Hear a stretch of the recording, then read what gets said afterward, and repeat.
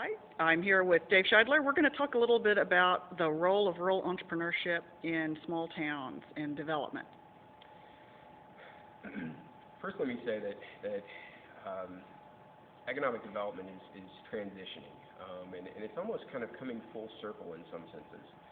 Historically, there was a time and a place where our communities were kind of islands unto themselves, and so they had to be self-sufficient. So you had the mom-and-pop hardware store, and you had the local grocery store, and you had all of these things. And then we entered into the 50s, 60s, and 70s, and there was this consolidation and agglomeration, and we still see this happening today of businesses buying up smaller businesses, and so everything, bigger is better.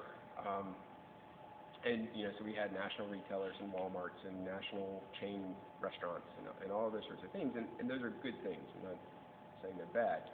However, we've evolved into a new phase of economic development where small is good again, in a sense. And what we're seeing is a lot of those national chains don't want to go into smaller communities because they deem them too small of a market or too much competition.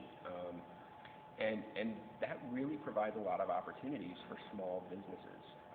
So motivating it from that perspective, but also entrepreneurship and small business ownership, I think, is the future for a lot of our rural communities because from a manufacturing perspective, those jobs are harder and harder to get.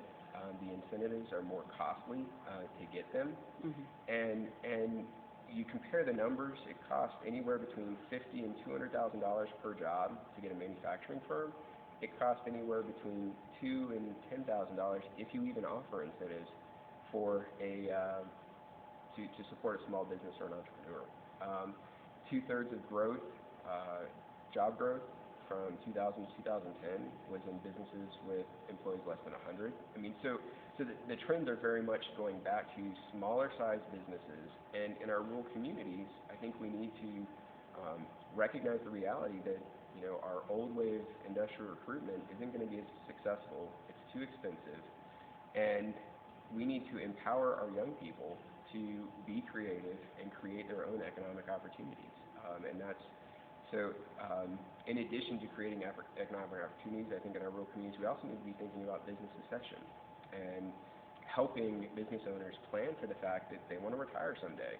And is this an opportunity that a young person currently in high school or just out of high school could take over my business instead of having that business just disappear and have that opportunity leave the community? And so I really think that our best opportunity in terms of cost, in terms of effectiveness, is really developing entrepreneurial spirits within our small communities throughout Oklahoma.